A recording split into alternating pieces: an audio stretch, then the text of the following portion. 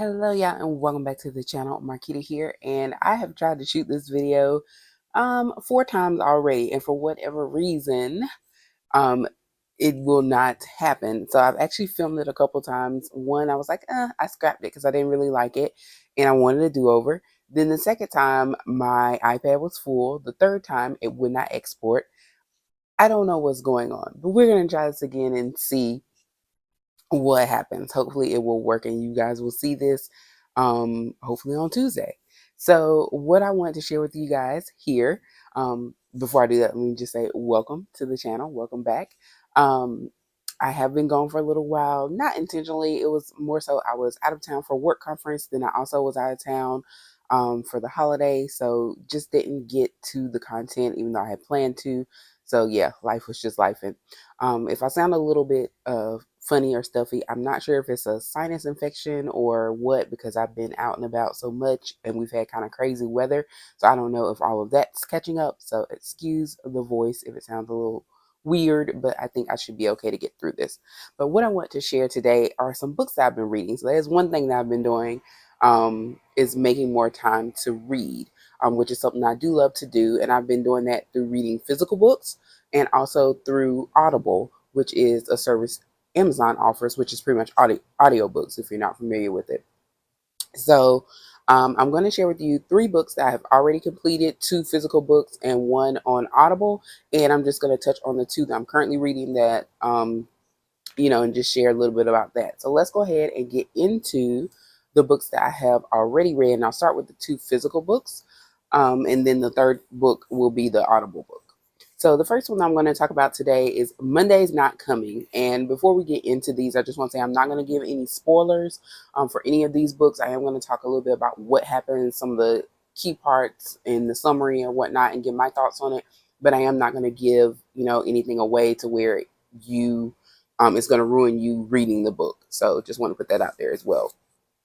So the first book is called Monday's Not Coming, and this book is by Tiffany D. Jackson. Tiffany D. Jackson pretty much does a lot of young adult books, and so these are some of her, I guess you could say, breakout stories because of the content of the subject matter that they cover. This is a young adult book, and on the back it says, "This is a story of how my best friend disappeared, how nobody noticed she was gone except me, and how nobody cared until they found her 1 year later." So Monday, of course, you see here, Monday's Not Coming. Monday is the name of one of the characters, main characters. The girls in the book, the other girl's name is Claudia. She's the other main character. Her and Monday are best friends. They're going to be starting 8th grade when the book picks up. And so I'm just going to give you a little bit of background on the 2 characters and just talk a little bit about what happened in the book. Just to give a little bit of a trigger warning, this book, although it is written for young adults, it does deal with some issues such as abuse, assault, sexual assault, abuse, and even some things like that. So just keeping that in mind, it is not super graphic. So if you have a young adult that is reading it, don't fear there's going to be something super graphic in there. It's written well enough to where you know what's going on, but it's not graphic, if that makes sense. So just wanted to caution you about that. Or if you're someone who has experienced or dealt with, or that is a trigger for you in any way, just be aware that those things are talked about in the book. It takes place in Washington, D.C. For those who are not familiar with Washington, D.C. is broken up into 4 quadrants. You have Northeast, Northwest, Southeast, and Southwest. This takes place in Southeast D.C. For those who don't know about Southeast D.C., Southeast D.C. is kind of like the little more rough around the edges part of D.C. It's a little bit more crime, and you have lower income and all of that kind of in that area compared to the others. Not to say that there's not crime or other similar situations in other parts of the other quadrants, but Southeast is kind of where there's more of a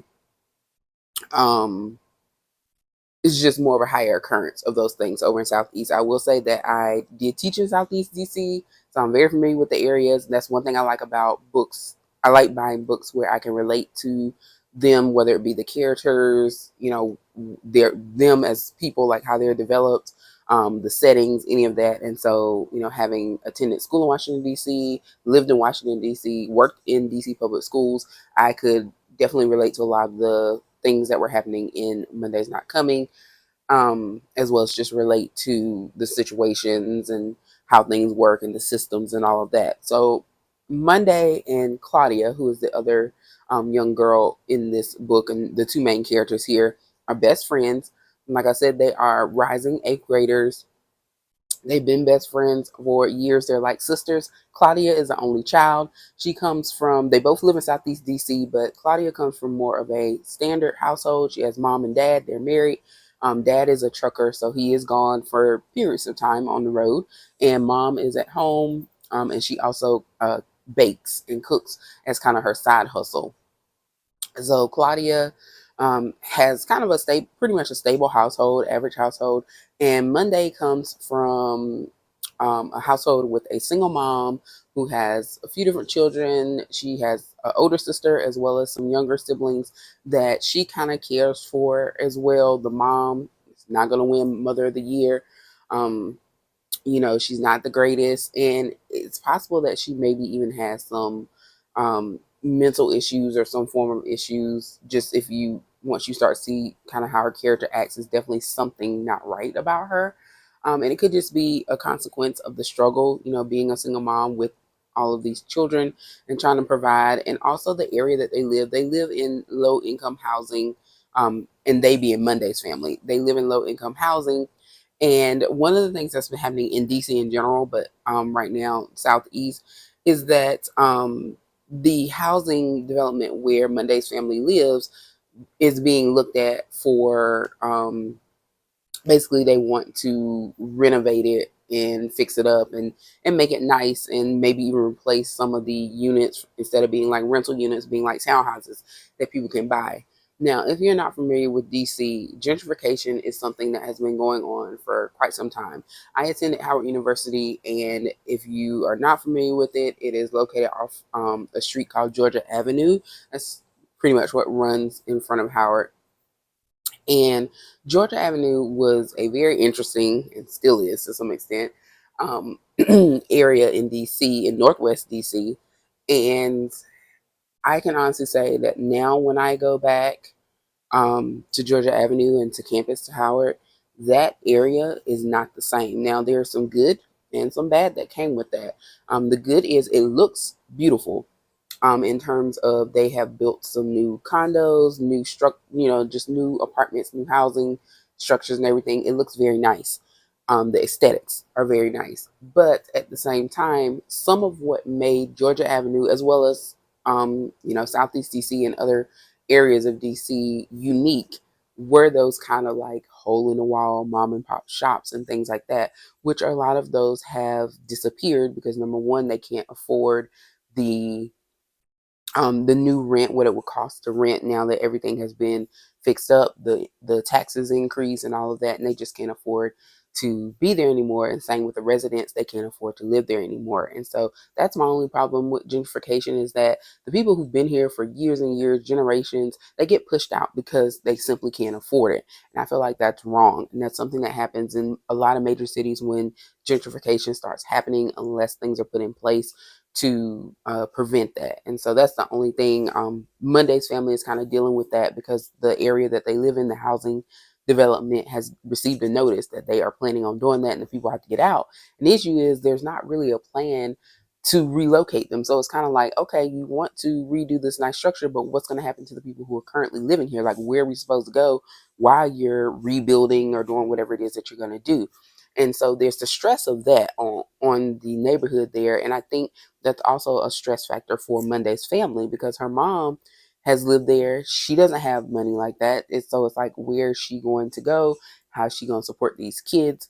Because, like I said, Monday's in eighth grade, or a rising eighth grader, but she also has like very young children too, who are like elementary age. So, and she has a grown daughter. So it's kind of like, where are we gonna go? What are we gonna do? Because she really doesn't have the money to just like pick up and move somewhere. Monday's father is around. He's not in the picture regularly because the mom um, has been threatening him with child support. Now, I'm not saying that he shouldn't pay that, but she uses that as a threat, and he's afraid to come around because he's trying to get back on his feet, and he just doesn't have the money. So he's fearful that if she takes him to court, he'll end up in jail for back child support. So he doesn't really come around the children because he's afraid of the mother. So he lives in Maryland, they're in DC. So either way, the typical routine for the summer is that Claudia goes down to Georgia to stay with her grandmother for the summer. Claudia's mother is originally from the South. Her dad was from DC. When they met and got married, that's how they relocated to DC. So Claudia spends the summers with her grandmother down in Georgia, but while she's there, she usually keeps in contact with Monday through writing letters or maybe even on the phone sometimes. But this summer, she never got responses from Monday when she was sending her letters. And so she thought that was odd. So as soon as she returns back home, her mom picks her up from the airport and she's like, "Have you seen Monday? I haven't heard from her all summer. That seems strange." So her mom tries to comfort her and she's just like, oh, maybe she was busy. Maybe she didn't get the letters. Maybe she didn't have a chance to get to the post office, whatever the case may be. So right now, Claudia's like, maybe something seems a little off, but she's like, maybe mom's right. Maybe that's the case. So when Monday gets home, first thing she tries to do, call her friend. And when she calls the number on the house phone, she gets this number has been disconnected. So she tries a couple times, make sure she's dialing the right number. Another kind of red flag that has Claudia like, okay, something weird once again. So her mom continues to try and comfort her and say, okay, maybe their phone got disconnected, things happen. Maybe even they moved and we didn't know. And so again, Claudia is still feeling like something's not right, but maybe my mom's right. They're just, some things happen and I'll see her. So mom keeps telling her, school is coming up, you're about to go back to school. Monday loves school. She's like one of those kids who's like the first one there. And so her mom's like, wait till the first day of school, she'll be there. First day of school rolls around, they pull up. Monday's not there when they pull up, which is already strange because again, she's usually like the first one there.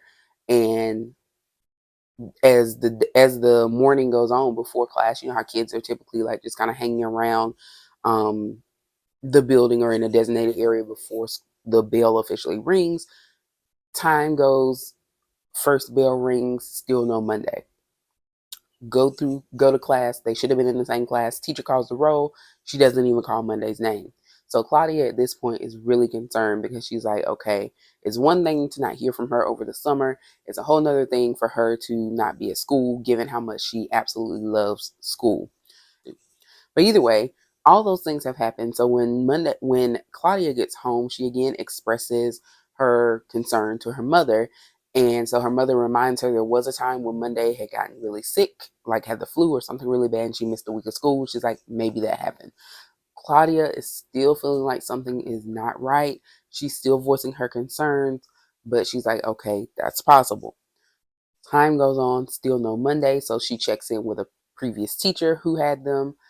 They check in with the office and find out that Monday has not even registered, nor has her younger sibling. That is starting to send real alarms for Claudia at this point. Monday has literally disappeared. No one has seen her. She's not registered for school. No word from her. That is a red flag. So Claudia at this point is trying to tell anybody who will listen, adults. She's asking children, like everybody that who may know Monday or may have known anything about Monday. She's like, hey, have you seen her? Have you seen her? Have you seen her? And everybody's just like, no, like, or they were like, well, no, we didn't see her then or there.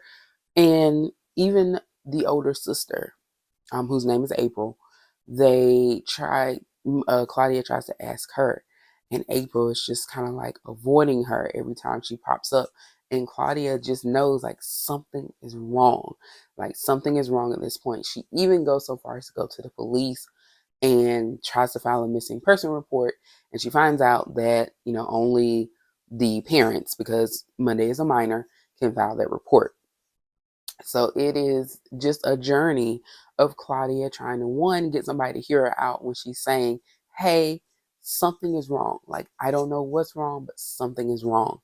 Um, And the adults, I don't want to say they don't believe her, but everybody is either trying to console her by giving her reasons as to why, Monday may not be there, or, they're just trying to, they're listening to her, but they're not looking into it the way you would want after a while, because it's like this child who's been here all of a sudden just kind of disappears off the face of the earth, and with no, out of the blue, like there's no signs of her like moving, relocating, all of those things. And they do file a report when she talks to that teacher.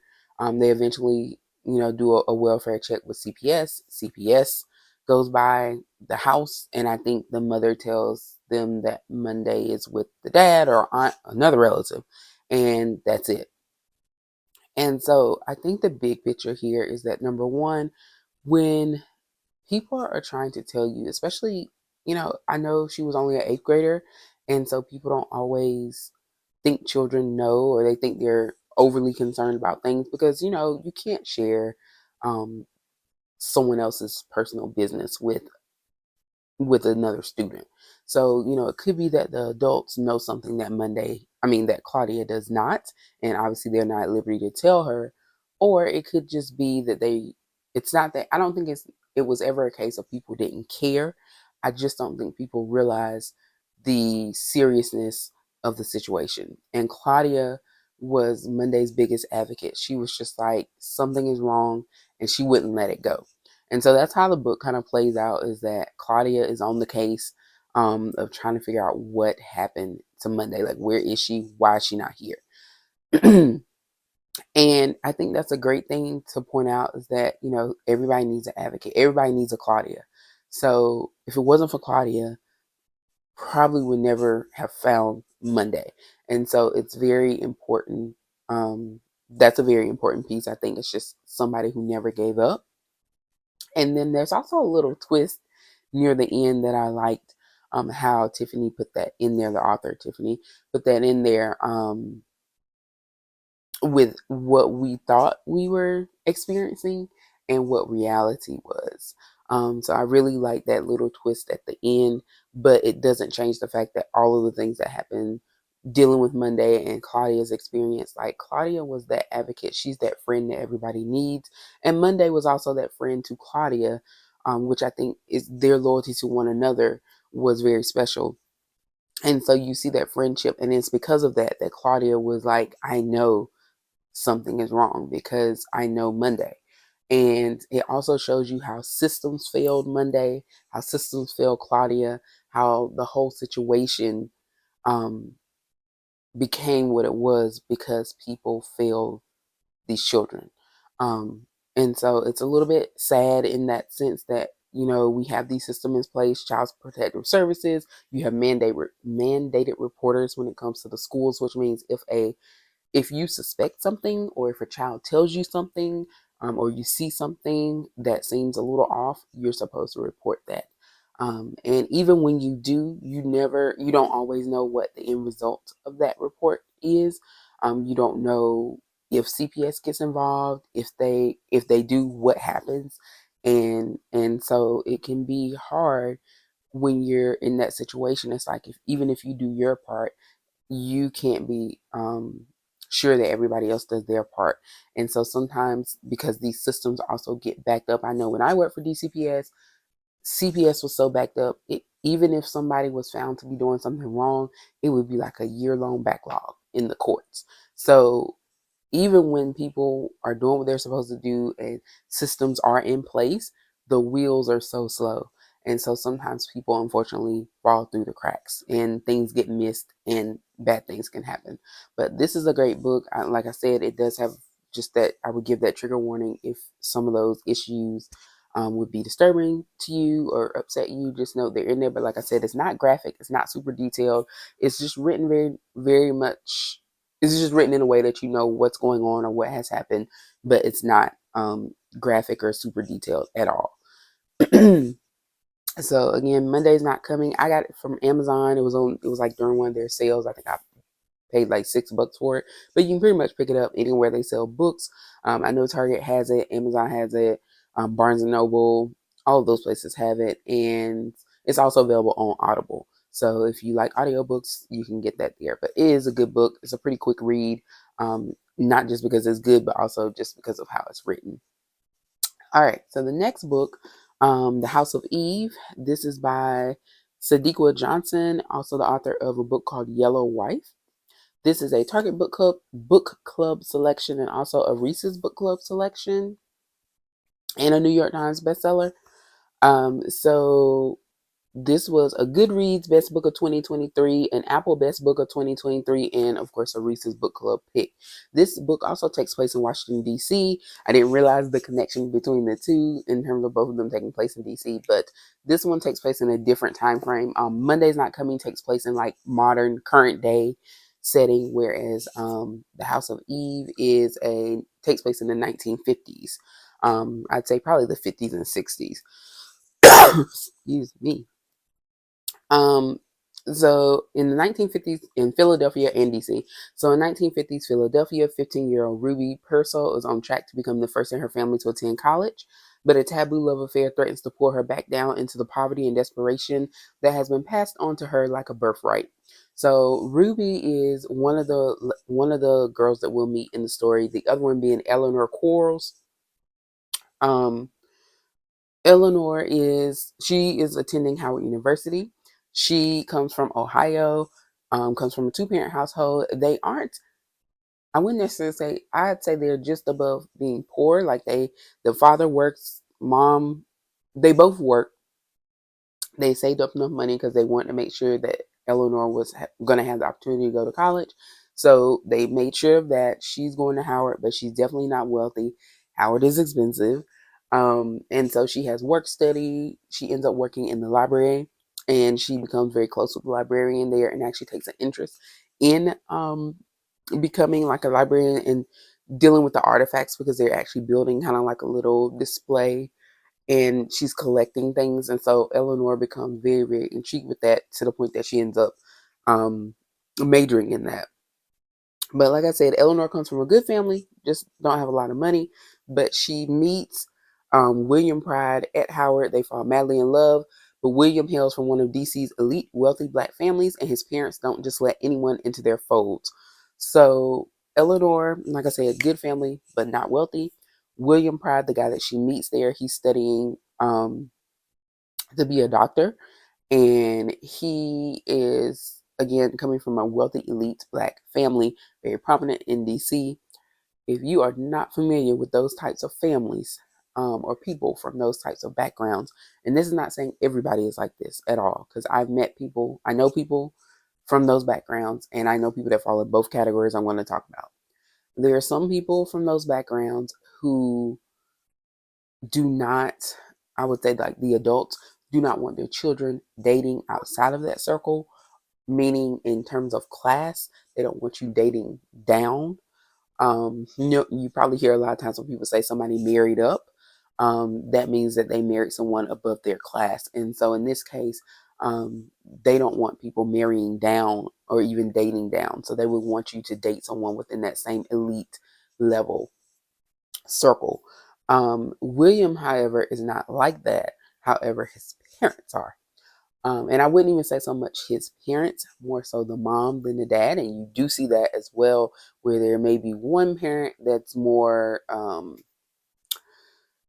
that puts more pressure on their children to stay kind of in that circle versus like the other one. And a lot of times that's because one of those parents typically either came from um a lower class and married in and understand like what that's like, or because they both came from elite circles and they just don't want to tarnish their bloodline.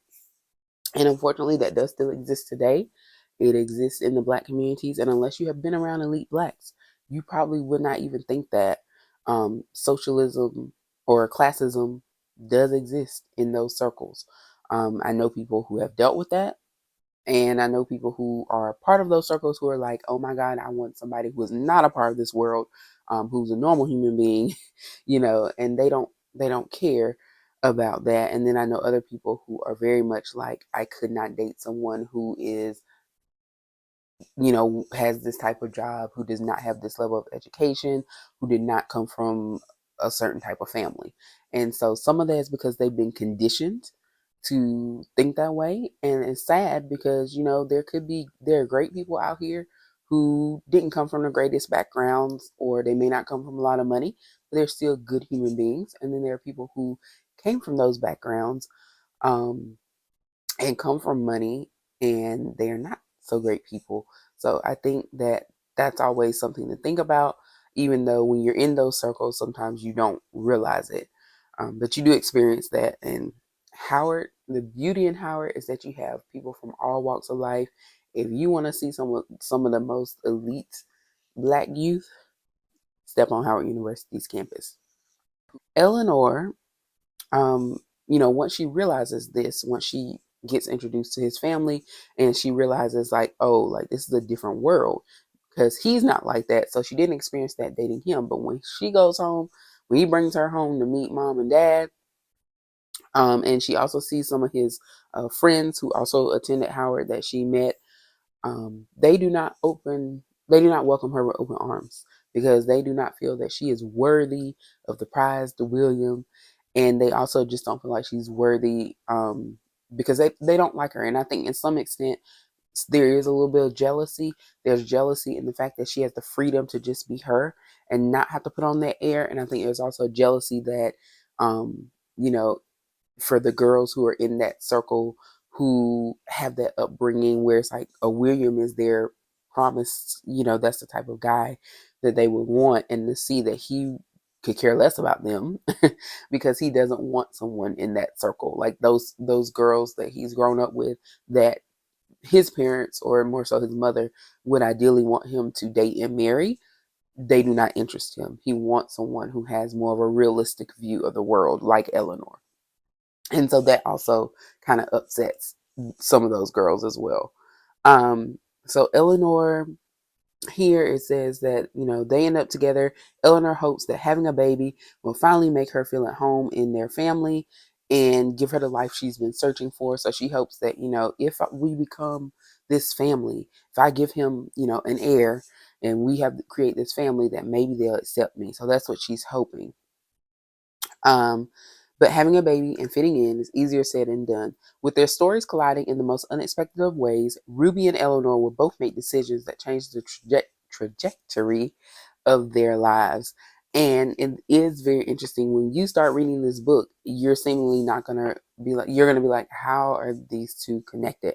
But you will see it comes together in a very nice way. But some things that are dealt with in here, other than the classism and all of that stuff, there's also infertility. There is uh miscarriage, loss of a child, of babies. So if those things are, sensitive for you, or bring up, some kind of feelings, just be aware that those content matters, or subject matters, are talked about in the book. And also even traumatic birth experiences, forced adoptions, all of that plays all of that comes into that in this book. And I know, just from the description I read, you're like, where did all that come in? Trust me, it's in there. And it's a good book. It's a great book. And I think it also sheds light on what women have to go through, when it comes to fitting in, when it comes to being a wife, trying to provide what's expected of you from society, in terms of the type of woman that you are, becoming a mother, a wife, the duties that are sometimes placed upon you as a woman, especially during those times. Because again, this is like the 50s and the 60s. So when you're thinking about like what women do, what men do, the roles, societal roles and expectations for women, you start to see that as well. But I think this is a great book, talks about all of that. And it also shows how the or the lack of options that women had back then, when certain things happened in their lives, and what those options were, and how the decisions that you make could really be life altering, life changing, for the better or for worse. Um, and so I think that also brings, especially with all this going on today with women and the choices we have with our bodies, and what we do with our bodies, and who has control over that, it's important to read books like this, because you understand where we come from and why we're not trying to go back. So The House of Eve, Sadiqa Johnson. Um, Recommended, like I said, has lots of accolades as well. I picked it up from Target, but it's also, I know I saw it on Amazon. It's also on Audible as well. So wherever you like to purchase your books, you can pretty much find it. Last book that I finished, that was on Audible, and that is The Children of Blood and Bone.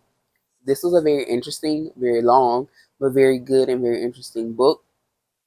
I really liked the characters. I liked the story that it told, where you had one group that had this magic and they were punished for having the magic, and the magic was stolen from them, or removed from them, and that weakened this particular tribe. And so in the book, the the young people, you have siblings here, you have people who are trying to figure out two things. One, they want to bring the magic back to their tribe, but then there's another group that's like, we need the magic, or either we need to prevent this group from getting, if we can't have it, we need to prevent this group from having it. And the issue with people having the magic is that that was their, what made them unique. That is what gave them their power. And so there was always a desire to take that or steal it, to remove it from that group or to take it away. It was kind of like whoever had the magic had the power. They could rule. And so one group was threatened by that. And so they felt like, if we let this other tribe get that magic back, then they're going to destroy us. And so in the book, you see that one of the characters lost her mother, who was someone who possessed this magic ability.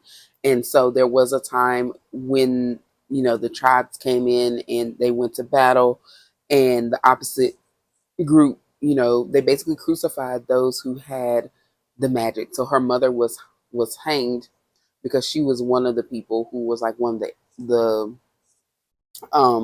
that had the gift.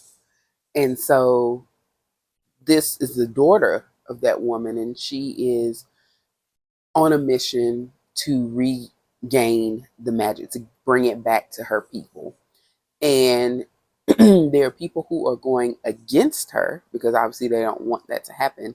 And then she is finding her way. She also is dealing with her father, who has their she has a brother as well. The father kind of looking at the brother as the next in line, the prized child, and kind of not looking at her that way. So she's kind of trying to prove to herself as well as to her father, her family, like, I can do this. And there's a battle for that. I'm sorry, y'all. There is a battle for that as well. So the big picture in this story is that even when it seems like it is against all odds, it's hopeless, um, you should not give up, and don't let that deter you from your goal, from your mission, what you're trying to accomplish. Because if you see Anan, who is there's Amari and Anan, those are two of the main characters in the story. When you see the determination that they have, it's just like they are not letting obstacles get in their way. And even if it involves having to lose people along the way, or go against people that you love along the way, choose sides, all of that, they are focused on their mission. And there's also a connection about, like, um, with us as African Americans, and how we tap into, our powers, our determination, and the things that we've had to go through in society. And this book was written during the time that, and the author talks a little bit about this at the end, when situations like Trayvon Martin and Tamir Rice were happening, where they were being unjustly um, killed by police, when we were seeing our young black men dealing with these fates unjustly. And so you are dealing with, it can seem a little hopeless sometimes. It can seem a little um, depressing, obviously, when you see this in society, but you cannot um, let that shake you. You cannot let that keep you from doing what you need to do to be successful, from achieving the goals that you can, because there always be something or someone against you, but don't give up. So there's a lot of power in that book. There's a lot of symbolism there to things that are going on, as well as just when you look at the message in the book. But it is a really good book, and it's one of, I think there's at least two more, might be three more, but it's a series. So this is just book one in the series. So if you really enjoy it, there are two more, at least two more out there. So I would highly recommend getting it. I read this on Audible, but it is available in bookstores as well. I've definitely seen it in Barnes and Noble. You can get it off Amazon too, and pretty much anywhere books are sold, as well as the others. So I just want to note that I really did enjoy the messages that came out of that book. Let me know in the comments if you have read any of these books. What are your thoughts as well, or if you have any more questions about the ones that I've already finished. Thank you so much for watching. Please be sure to like and subscribe, and I'll see you next time.